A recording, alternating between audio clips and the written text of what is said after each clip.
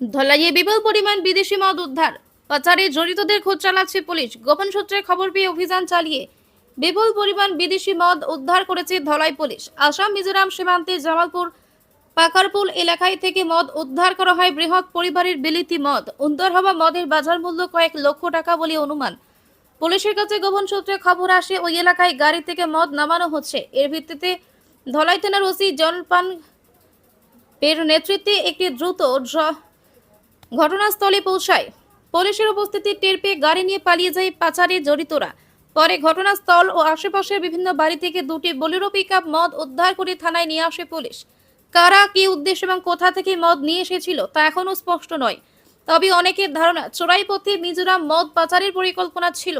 আবার এমনও সন্দেহ করা হচ্ছে যে পাচারের সময় মদ লুট করে অন্য একটি দল তা লুকিয়ে রাখার চেষ্টা করছিল। পুলিশের তৎপরতায় তাদের সেই পরিকল্পনা ভেস্তে যায়। স্থানীয় বাসিন্দাদের দাবি, পুলিশ যে পরিমাণ মদ উদ্ধার করেছে তার চেয়েও বেশি মদ এখনো বিভিন্ন বাড়িতে লুকিয়ে রাখা আছে। উদ্ধার হওয়া মদের সঠিক পরিমাণ ও বাজার মূল্য এখনো জানা যায়নি। পুলিশ ঘটনার তদন্ত শুরু করেছে এবং পাচারে জড়িতদের খোঁজ চালাচ্ছে।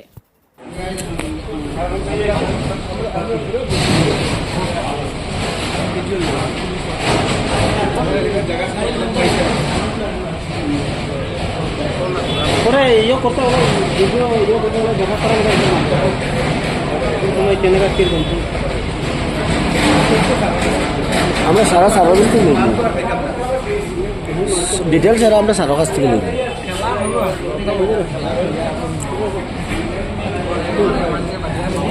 গাড়ি গাড়ি নম্বর বলে দিতাম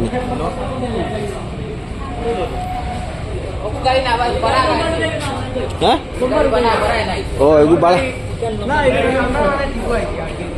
ও আচ্ছা আচ্ছা ঠিক আছে গাড়ি নাম্বার লই না